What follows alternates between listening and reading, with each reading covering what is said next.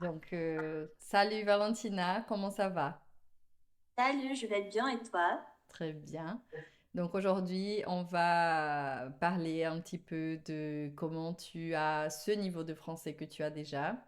Et je voudrais justement te poser quelques questions pour aider les élèves normalement parce que c'est vrai que ton histoire, ça me touche beaucoup parce que tu ne savais aucun mot de français et aujourd'hui tu as un niveau excellent. Tu arrives même à écrire un roman en français dont je suis très très fière. Et c'est un parcours qui, je pense, est assez intéressant et hyper motivant. Et donc, on va découvrir les secrets de Valentina pour apprendre le français. Ce sera un plaisir. Ouais, super. Donc, est-ce que tu peux te présenter un petit peu? Salut à tous, je m'appelle Valentina, j'ai 17 ans et j'habite au Brésil, dans une toute petite ville, malheureusement. Et Encore, encore. encore. Et, et mon rêve, c'est d'habiter en France, en fait. Et il y a 2 ans, je ne parlais pas du tout français quand j'ai visité la France pour la première fois, en 2023.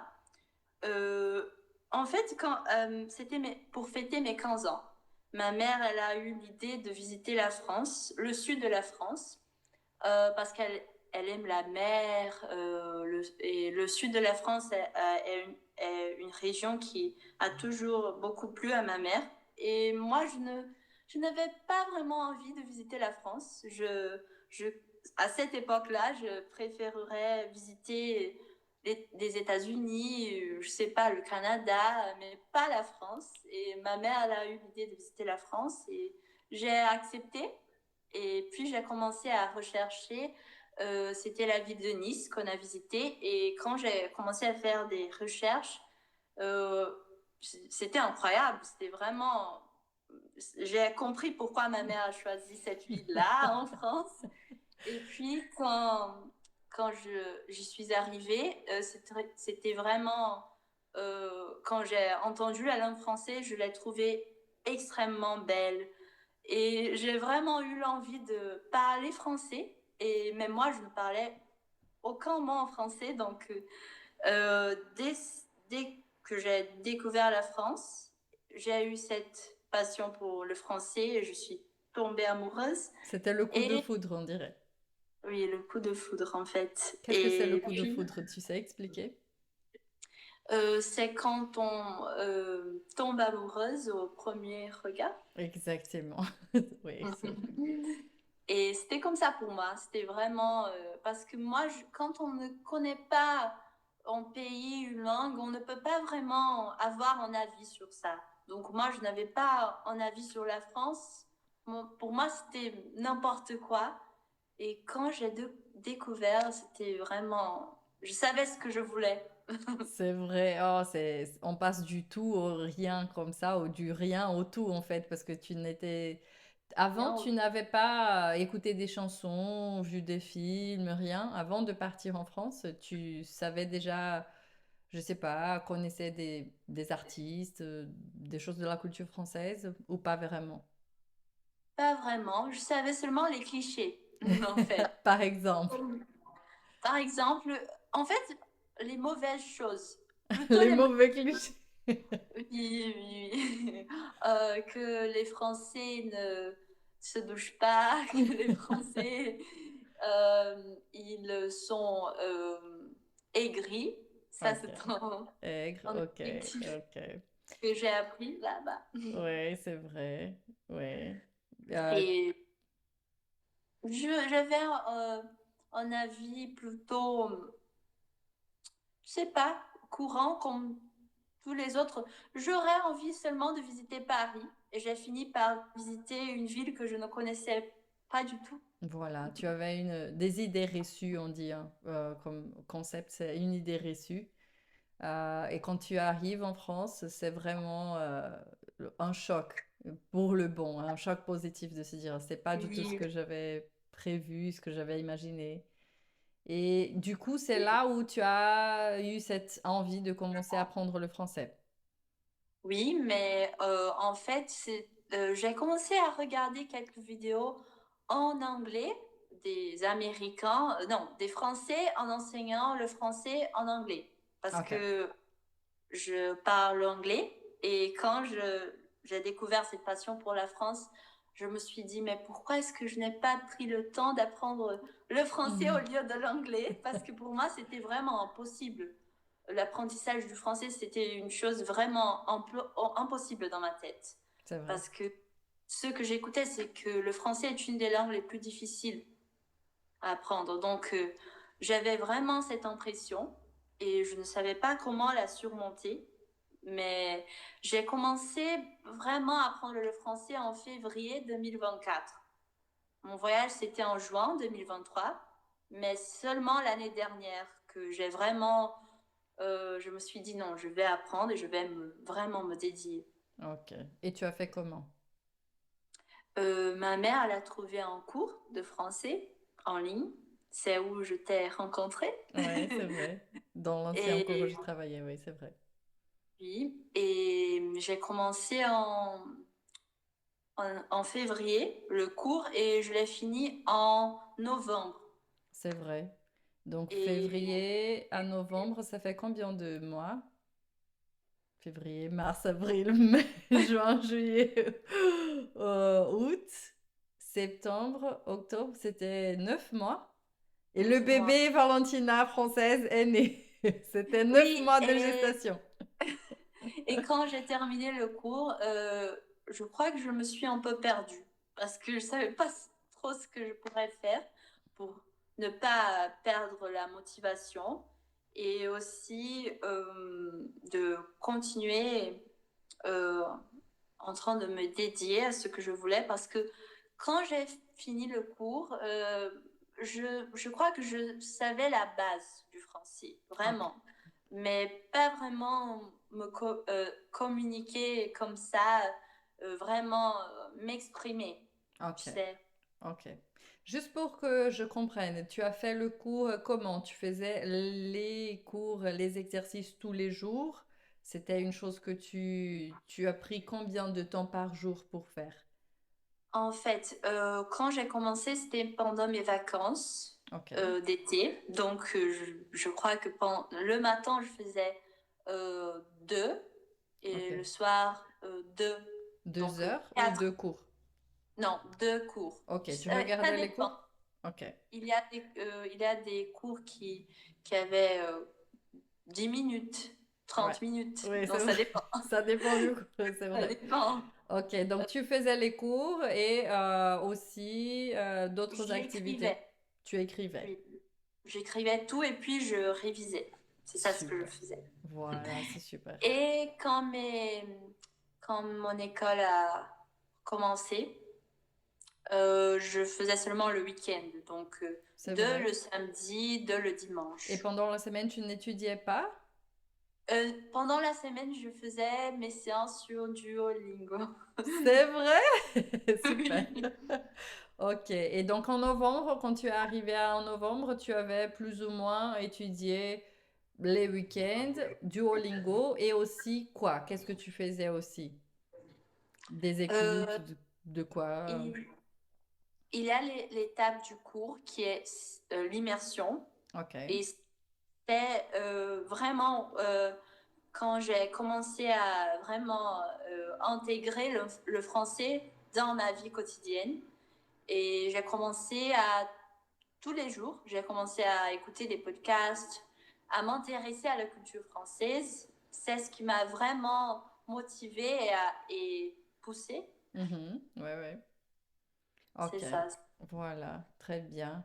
Et donc, on était en train de parler de la culture française, justement, parce que tu m'avais dit une chose qui m'a vraiment touchée. C'était pour toi l'occasion pas seulement de découvrir une langue, mais aussi de découvrir une nouvelle culture. Et je voudrais justement te poser cette question. Quoi de la culture française t'intéresse? Tu es intéressé par quoi? Quels sont les contenus, les personnes? Qu'est-ce que tu as déjà appris de la culture française qui te fait garder une motivation pour continuer à apprendre, justement?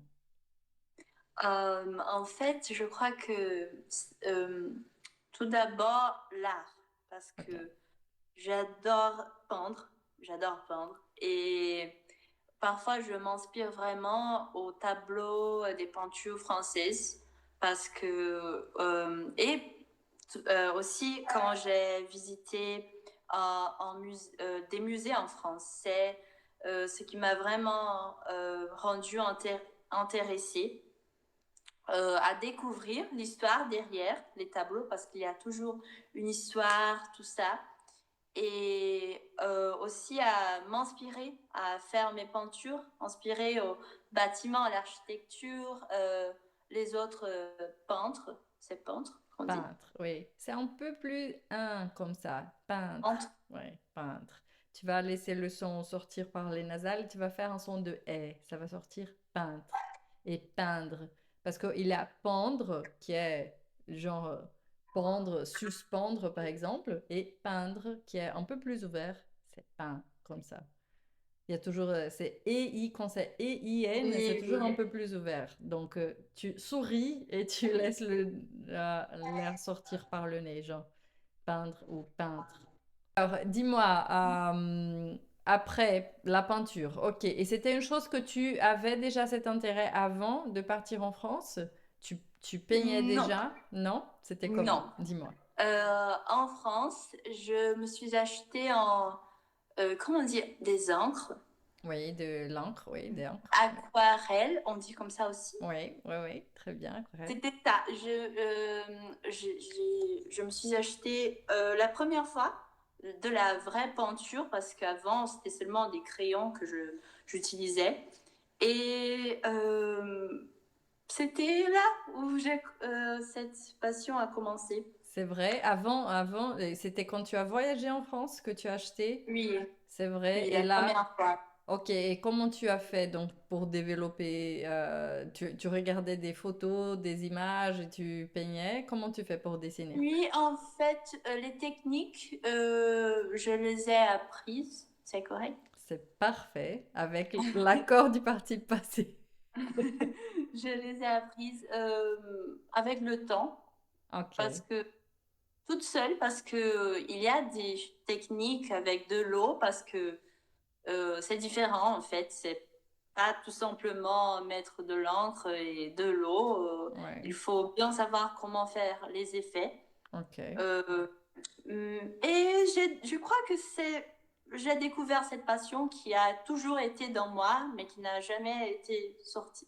Ouais, et c'est incroyable parce que j'ai déjà vu tes dessins, tes peintures, et c'est incroyable. Je dirais que tu as pris des cours, que tu as vraiment maîtrisé les Mhm. techniques et tout, parce que c'est super, c'est incroyable ce que tu fais. Parce que je fais de l'aquarelle aussi avec ma fille, et Ah, c'est pas du vraiment? tout au même niveau, hein.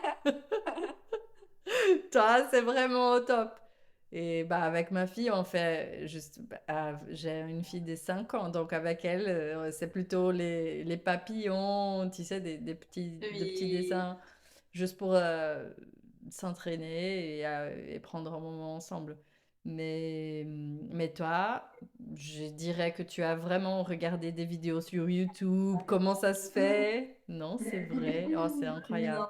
Valentina et ses mille et un talents, hein, c'est vraiment, parce que c'est pas vraiment seulement ça. Tu m'as déjà montré plusieurs choses que tu as déjà faites et que moi, je suis toujours très enchantée par toi et ta manière de développer l'art qui est en toi. Tu vois, tu es vraiment très, très créative et très artistique et c'est incroyable.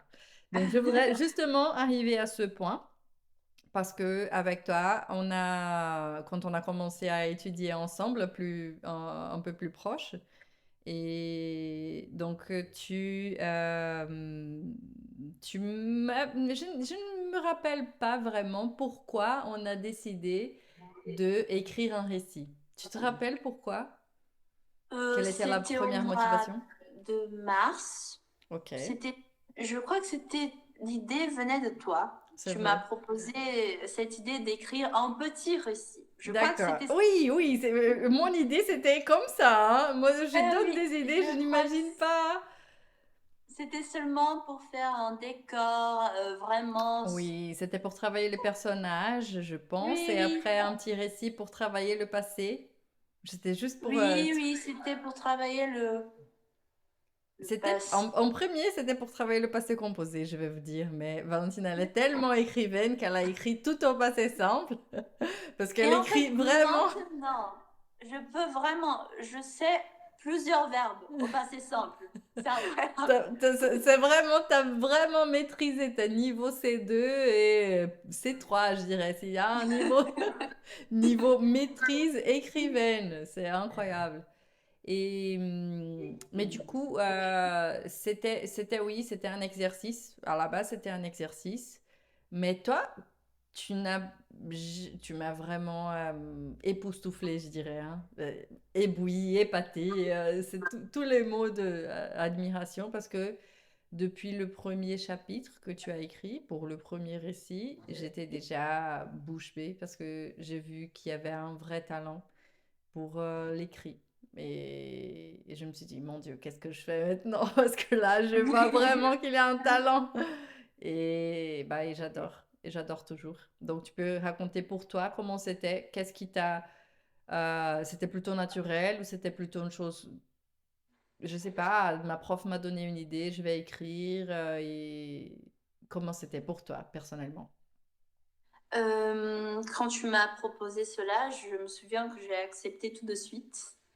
Et mon idée, c'était d'écrire une histoire qui mélangeait l'amour et la douleur en même temps. C'est ce que j'adore faire. Et l'idée, tout d'abord, c'était quand tu m'as dit, tu m'as fait découvrir le kintsugi. Il m'a fait découvrir, oui. Oui. Il m'a fait découvrir, oui. Qui est une technique japonaise, un art japonais en fait, qui consiste à réparer les objets cassés en soulignant les failles avec de la poudre d'or. C'est vraiment incroyable. Et quand tu m'as fait découvrir cela, c'était vraiment non, mais je veux partir de ce point, tu sais. Et aussi parce que cette pratique ne s'applique pas simplement aux objets, elle transmet un message profond sur les personnes. Elle va bien au-delà du matériel. C'est sur nos blessures et nos imperfections qu'on doit apprendre. Je sais pas de quelle imperfection tu parles quand tu parles de... Non, mais tu sais, même les choses qui Noblesse. nous ont blessés, Oui, je vois bien. qu'on doit apprendre à voir la beauté Ouais. dans ce qui est imparfait, pas seulement. Et tu sais, les cicatrices, en fait, c'était de là que l'idée du personnage de Han est née, qui est le personnage principal, le deuxième, je crois, personnage principal de mon histoire, qui est en japonais, en fait, à cause de l'origine du kintsugi. Et il est très doux, il est silencieux, mais il y a une profondeur cachée. Et c'est Oui, ce c'est qu'on vrai. découvre. Oui. Et aussi, par rapport à l'histoire, est-ce que tu avais déjà écrit des histoires en portugais avant ou non? C'était plutôt parce Non. que tu écrivais, tu avais Euh, l'habitude d'écrire, c'était comment? En fait, quand j'ai commencé à apprendre le français, je crois qu'une autre chose est née dans moi. Ça, l'écriture, parce que j'ai commencé à écrire même des poèmes. Et moi, je n'aimais pas du tout les poèmes, parce que j'ai un ami qui adore les poèmes, mais en portugais en fait. Et elle a toujours des livres, des poèmes, elle me les a déjà prêtés. Mais en fait, je n'aimais pas du tout. Je trouve ça très dramatique et tout ça. Mais en français, c'est une chose vraiment très différente. Et j'ai découvert cette passion aussi d'écrire parce que c'était la première histoire que j'ai écrite. C'est vrai, c'était la première fois que tu as écrit une histoire, Oui. le premier récit. C'est vrai. Oui. Tu as déjà débarqué comme ça avec l'histoire la plus belle que j'ai déjà lue. C'est vraiment incroyable, j'adore. Et moi, écoute, moi, j'adore la littérature. J'ai étudié lettres, j'ai fait... en fait, mon premier rêve quand j'étais petite était de devenir écrivaine. Donc, je suis toujours vraiment une passionnée des livres, des histoires. J'ai toujours lu dans toute ma vie. Je lis tout le temps. Quand je suis pas en train de travailler, je suis en train de lire. Et quand je te dis que ton roman ou ton récit, il a une valeur esthétique et aussi de profondeur, c'est vrai, c'est vraiment la vérité. C'est vraiment la vérité. J'insiste sur le côté véritable de ce que je dis parce que c'est vraiment, on voit vraiment qu'il y a un développement de l'histoire où on peut vraiment... l'intrigue est là, on est vraiment dans des constructions de personnages qui sont assez forts, assez touchants, et à la fin aussi, tu vois, il a une rupture et bah, c'est vraiment bien construit. Donc, je veux laisser les auditeurs et les auditrices curieux pour lire.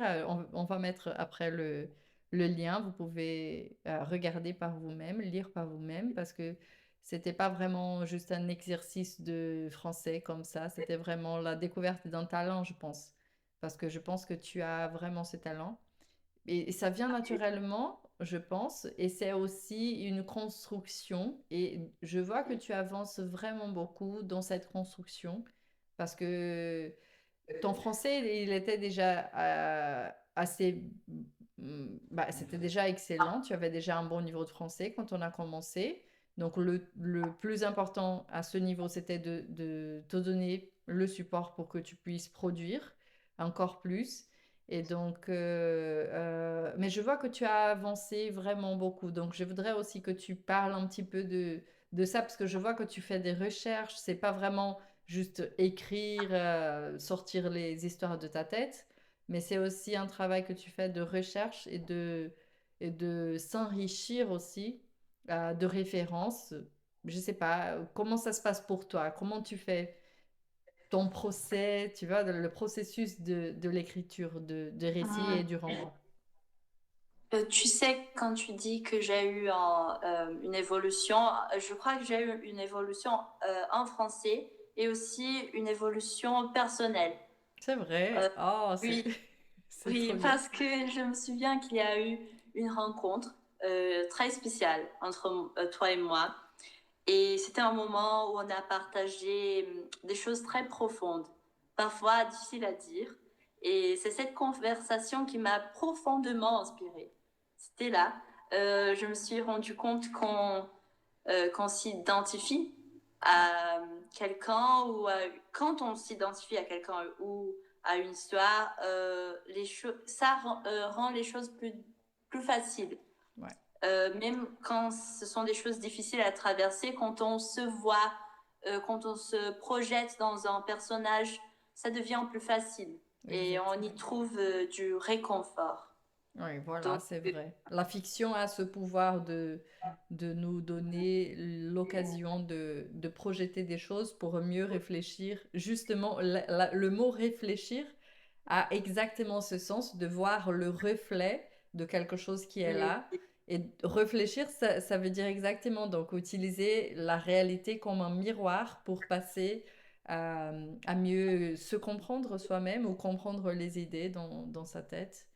Et donc pour toi, c'était plutôt ça, l'écriture, c'était un processus miroir. Tu utilisais l'écriture pour, je sais pas, comprendre mieux les choses qui étaient, je sais pas, dans toi ou dans ta tête, qui n'avaient pas vraiment... oui, c'est ça, c'était mon objectif principal en écrivant cette histoire et l'autre que je suis en train d'écrire en ce moment, encore plus. c'est vrai. Vous allez C'est... découvrir. Ouais. Oui, mais Et pas maintenant le deuxième, le roman, parce que elle a écrit un récit, je vous dis, mais elle est en train aussi d'écrire un roman et chaque semaine, elle écrit un chapitre. C'est plutôt chaque semaine, chaque 2 semaines. Oui. Et, et voilà, donc c'est déjà le suspense là, pour... Oui, c'est ce que je veux qu'on puisse se reconnaître dans les personnages parce que parfois on est perdu et il ne nous reste que ça, chercher un peu de nous-mêmes dans une autre personne ou dans une histoire, en fait, Exactement. dans ce cas. Oui, et je pense toujours à ça parce que j'ai déjà parlé avec toi à propos de ce mot qui est le mot texte. Parce que le mot texte vient de la même racine de tissu, qui est bah, les tissus avec lesquels on fait les vêtements. Et le tissu et le texte, c'est vraiment une tessiture, ça veut dire les mots qui se collent les uns aux autres et qui font un fil.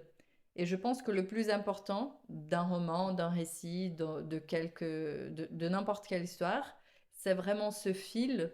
Parce que quand on a les idées dans notre tête, parfois ce sont des images, des mémoires, des choses qui sont un peu bordéliques parfois. Et quand on a un fil d'histoire, quand on a une narration, quand on prend une séquence, justement, on a l'impression de donner l'ordre à ces sentiments, à toutes ces émotions qui nous viennent parfois. Et là, on peut vraiment réfléchir parce que quand on est au niveau de l'émotion, au niveau du ressenti, c'est plutôt... on n'arrive pas à s'apercevoir de ce qui se passe vraiment dans la réalité. On a vraiment besoin de mettre un cadre dans une histoire, par exemple, pour aller, ok, donc maintenant je vois bien clair, je vois que c'est comme si c'était une nouvelle réalité. Et à partir de là, on peut mieux comprendre ce qui s'est passé à l'intérieur, n'est-ce pas? Je pense que... Oui, et je dois avouer que parfois c'est difficile à écrire parce que rien ne me vient en tête. Et il y a des moments où tout surgit dans ma tête. Et c'est quand je dois tout écrire tout de suite pour ne pas oublier. Donc, c'est comme ça que j'écris. Tu Voilà. sais, l'idée, elle surgit. Oui, surgit. Verbe Elle de surgit deuxième groupe. euh, soudainement et je dois écrire tout de suite parce que C'est autrement, vrai. je vais oublier. C'est vrai. C'est plutôt de l'inspiration alors. C'est plutôt un Oui, travail oui. d'inspiration. Voilà. Et parfois, quand j'ai une idée, je pense que je peux apporter d'autres choses. Des Ok. choses dans ce deuxième roman, je dirais. Euh, je crois que j'ai apporté plus de moi que l'autre. Parce C'est vrai. que il y a vraiment des poèmes qui étaient vraiment comme moi, je les avais écrits avant. Tu sais, donc c'était pendant cette année en fait où j'ai commencé à les écrire et j'adore faire ça, d'apporter quelque chose de moi, d'une autre personne, des choses réelles et que les gens puissent s'y voir. Oui, je vois bien. Et je voudrais te poser cette question parce que je vois qu'il y a beaucoup d'inspiration personnelle. Mais est-ce que ce nouveau roman, il a des inspirations, je sais pas, de France, des références que tu as eues, tu vois, mêler je sais pas, des lieux, des choses Quelles Oui, sont les oui, références qui sont présentes? oui. En fait, cette histoire m'a fait découvrir plusieurs choses parce que cette histoire tu parles De ce sur le... nouveau roman. D'accord. Euh, cette histoire, elle se déroule à Aix-en-Provence. C'est une ville que moi, Tatiana et moi, on a beaucoup discuté. Et en fait, je n'y suis jamais allée, mais j'ai vraiment envie. Et ça me fait ressentir comme si j'étais là. Donc c'est incroyable pour moi. J'adore ça. Et en fait, il y a dans ce dernier chapitre que j'ai écrit, il y a des références que moi, ça m'a touchée et j'écris parce que je pense que je pourrais ajouter ça au récit. en fait, et de la culture, surtout de la province du Sud. Voilà, Donc, super. Ouais. comme ça. Et tu te vois, quand tu es en train d'écrire, tu fais ce processus aussi de aller chercher des choses, de, je sais pas, chercher des références vraiment, ou c'est plutôt des choses que tu avais déjà vues, des choses que tu as lues et qui viennent au moment d'écrire, ou dans le processus d'écriture, tu poses, tu fais des recherches, comment ça se passe? Ça dépend. Surtout, je fais vraiment attention au lieu pour Ok. vraiment s'y projeter à Aix, en fait. Et je recherche presque tout. Si je veux ajouter un lieu, je fais des recherches. Où est-ce que cette personnage pourrait habiter? Tu sais, donc, et aussi quand ils disent les événements traditionnels d'Aix, je suis en train de tout rechercher pour faire vraiment, parce que je ne veux pas que tout soit, c'est tout moi qui je les ai inventés. Je veux qu'il y a quelque chose de réel. C'est Exactement, ouais, c'est vrai. pas faire. Et même cette question de la réalité ou de la fiction, c'est très intéressante parce que je vois tes personnages, ils sont tellement réels que je dirais que, tu vois, donc on s'identifie tellement avec eux que c'est pas vraiment des gens inventés sans queue ni tête, tu vois, c'est vraiment des personnages bien élaborés et qui reflètent la réalité de nous en tant qu'êtres humains. Je pense que c'est vraiment... bah, il faut lire. Je vais juste dire et dire que si vous voulez le lien pour son récit, le récit, il est déjà disponible sur un petit blog. Mais le roman, non, hein. Le roman, non. Le roman, on attend, hein. On a On est en train de construire et on a bon, l'idée de partager avec vous aussi après. Mais donc, je voudrais juste remercier Valentina d'avoir pris ce petit moment pour partager avec nous tout ce C'était un que... plaisir. Oui, c'était vraiment un plaisir pour moi aussi. Et surtout de donner des indications parce que je vois, pour les élèves, normalement, c'est toujours un peu qu'est-ce que je fais maintenant que je parle français, comment je peux avancer. Et voilà, ton cas, c'est hyper spécial parce que tu es vraiment, tu es entre niveau C1 et C2 et tu fais des choses merveilleuses et qui te font avancer dans ta compréhension de soi-même, du monde, de références de culture. Je pense qu'il n'y a pas plus idéal que ça. Et j'adore. Pour moi, c'est vraiment un honneur de participer de ton histoire, de ton parcours. C'est vrai. Hum. Et n'hésitez pas à le lire. Ouais, Le premier chapitre, peut-être essayer ouais. et aussi d'écrire des mots que vous ne connaissez pas que pour les rechercher et parce que j'utilise vraiment des vocabulaires très j'essaye de rechercher des synonymes tout ça pour vraiment enrichir l'histoire le vocabulaire en fait donc c'est une très bonne manière de découvrir des synonymes et Exactement. parfois simples et de manière très poétique et très, je crois, très avancée de dire une chose très simple. J'essaye de faire ça. Exactement. Parce que c'est ça aussi. Parce que passer, normalement, quand on arrive à un niveau de confort en français, on utilise toujours les mêmes mots.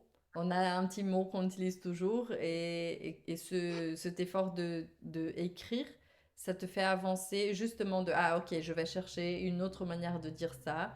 Et là, tu t'appropries de nouvelles expressions, de nouveaux mots. C'est vraiment ce qu'il faut faire. C'est Et super. aussi les temps en français, la grammaire, elle est toujours là. Exactement. Les temps verbaux, tu dis? Oui. Ouais, ouais. C'est vraiment là où tu vas exactement que tu as vraiment maîtrisé la conjugaison verbale et tout, c'est vrai. Ouais, super. Donc on attend le romain Et bon, on se voit dans une prochaine vidéo, Valentina. Oui, à bientôt. Merci Au beaucoup. revoir.